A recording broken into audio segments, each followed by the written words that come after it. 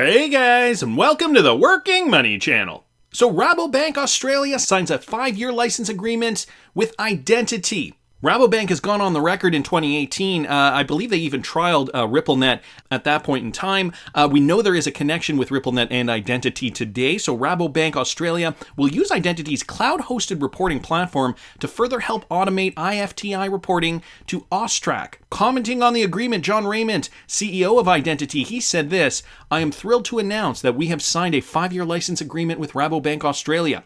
Rabobank is a great example of a financial services organization deploying increased automation for IFTI reporting to Austrac. I'd like to welcome Rabobank to the growing Identity family and look forward to working closely with their team."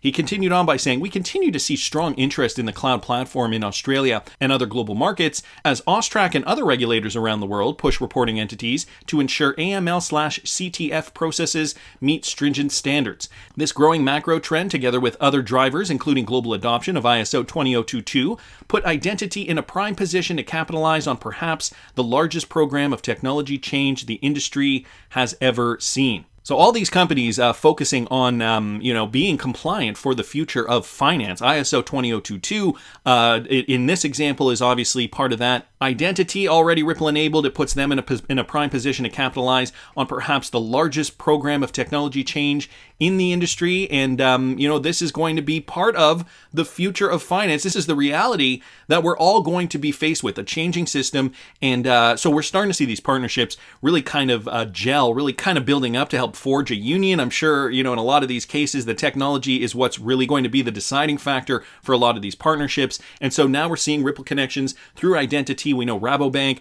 RippleNet has been on their radar for at least 4 years now. Anyway, thought that was interesting news. Wanted to keep moving, guys, because I also saw this. Ripple-enabled Temenos, well, they announced today that TS Banking Group, an Iowa-based banking institution, has selected their banking services delivered on the Temenos banking cloud for a complete front-to-back digital transformation. TS Banking Group will migrate the entirety of its banking operations to Temenos' leading open platform for composable banking. Headquartered in Trainer, Iowa, TS Banking Group is a multi-charter banking holding company with $1.5 billion in banking and fiduciary assets and locations across the Midwest. This partnership will encompass 3 of TS Banking Group's brands, TS Bank, the Bank of Tioga, and First National Bank and Trust Company. Leading the resurgence in community banking, TS Bank Group invests 10% of their net income locally, hosting educational events and partnering with local organizations and nonprofits as part of its mission to ignite prosperity, and that is a registered trademark apparently. TS Banking Group will implement Temenos' pre-composed banking service across 3 banks to increase profitability and deliver world-class banking experiences with a local touch. So another smaller bank now realizing the benefits of integrating with Temenos for their banking solutions, in this case, completing front-to-back digital transformation. These smaller banks are also realizing we can only stay this size for so long before we're going to be forced to migrate onto, new technology. So I guess they figure, why not use one of these big IT companies that can just help us do it, boom, in one fell swoop. And so Temenos, a very good example of how they help banks integrate new innovative banking solutions. And again, Temenos has been Ripple enabled for quite some time now, I believe since 2016. So great news there, integrating yet another bank to be future ready for the new standard ISO 20022. And guys, some more news coming out from the Ripple SEC lawsuit. Michael at Val5Links posted this. The U.S. Securities and Exchange Commission has finally submitted the documents related to Bill Hinman's infamous 2018 Ethereum speech for in-camera review. So they have been finally submitted, guys. The commission mentioned that the memos submitted are under 3 different categories. The court on June 14th asked the SEC to tender the internal documents to justify its assertion that they are protected under attorney-client privilege. The regulator added that the submitted documents include 10 exemplar documents listed in Attachment 1. These memos were also mentioned in the commissioner's letter for partial reconsideration.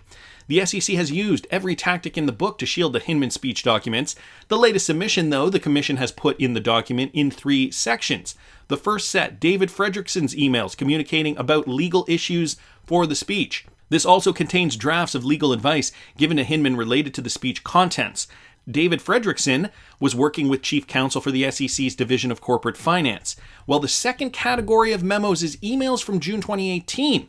These were sent by Michael Seaman, Hinman's counsel, to Hinman, Fredrickson, and Sispanik. The emails carries an attachment of speech drafts with implemented legal advice from different SEC divisions. The staff of trading and markets and investment management were also involved. Whoops.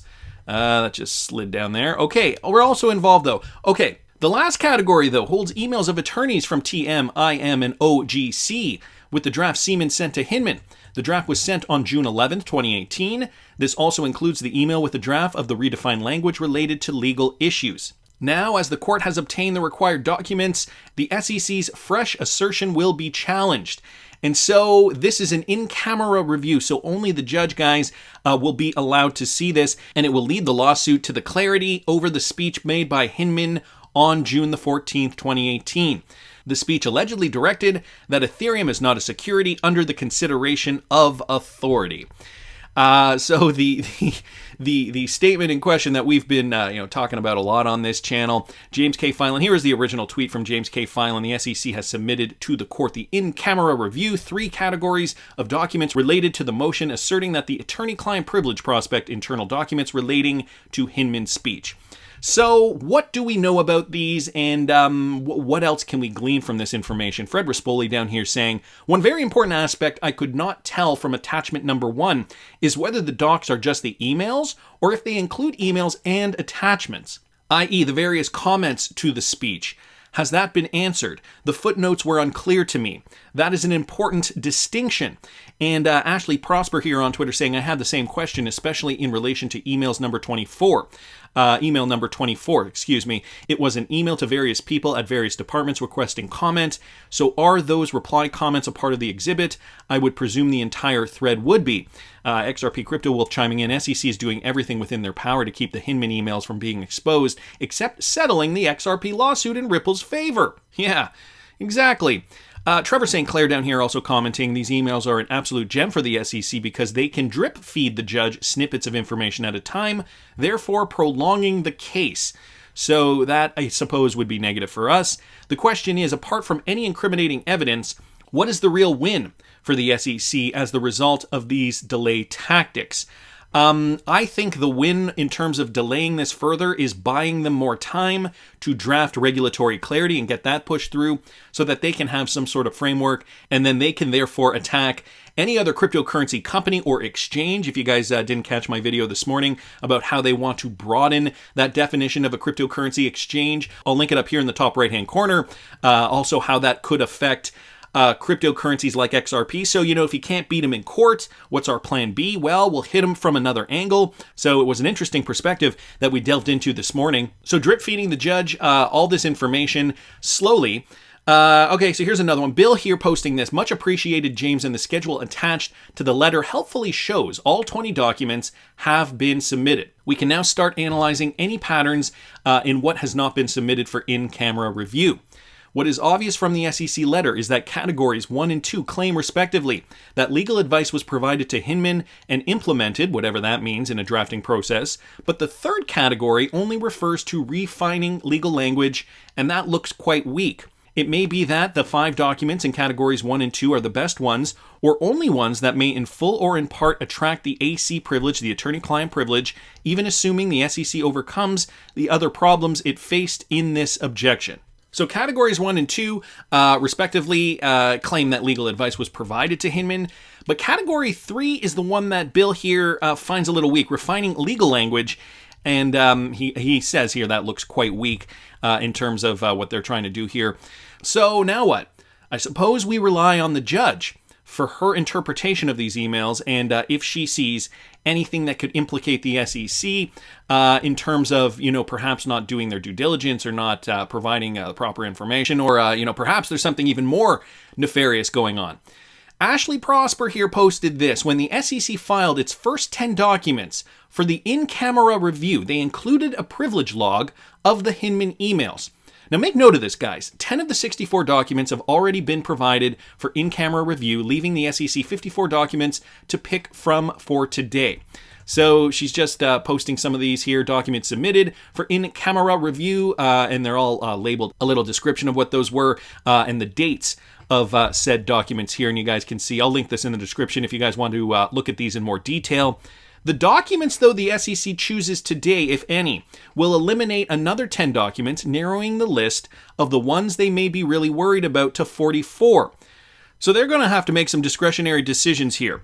On appeal, Judge Torres may ask for those 44 to make her decision, which is a big risk for the SEC come summary judgment. In my opinion, it means they won't take the risk of appealing to Judge Torres after Netburn's ruling, because the risk that Torres demands to see all the remaining emails the SEC is withholding would be too great. So Ashley's got a great point here. If they appeal, well, then the top judge could request to see all of the documents, and if they are purposely trying to hide certain documents, which it sounds like they are, that definitely wouldn't play well for the SEC's case. So what do you think? Great question here from Ashley Prosper. I think you're bang on, says Johnny Bravo. I was trying to draft a tweet that covered all of this. I do think, however, they will appeal and take that chance, although I think Torres will overrule them. That's when real settlement talks begin. So could this be the catalyst for the settlement? I mean, I know we've been getting all these red herrings. Oh, is this going to be the settlement time because now they're effed because of this? Or, are we going to have to wait until, later on because, well, for a multitude of different reasons. Interesting, though. I really guess it does depend on what the judge decides to do at that time.